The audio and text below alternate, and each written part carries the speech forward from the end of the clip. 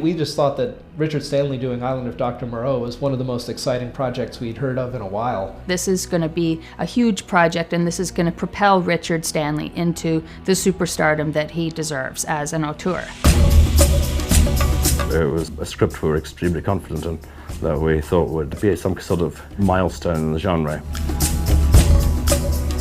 New Line tried in different ways to contain the material.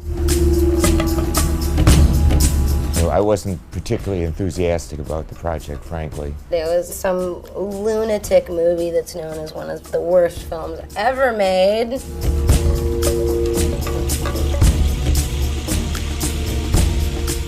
Marlon Brando and Val Kilmer were there to mess with the film as much as possible. I've dealt with some very, very difficult actors in my life, but I have never, ever dealt with somebody like Marlon Brando. He wanted an ice bucket on top of his head.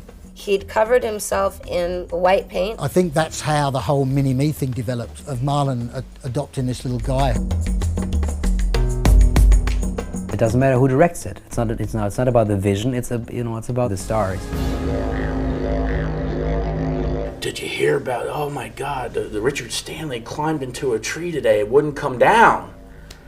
He was living and breathing Moreau, and then literally just have that murdered. I think he probably went a bit mad.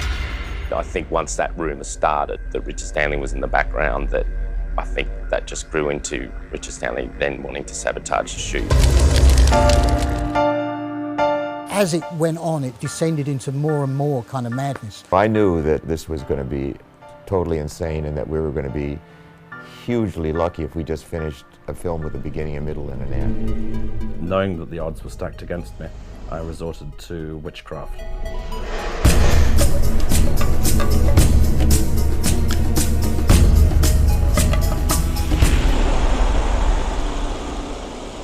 I've often wondered what happened to Richard Stanley.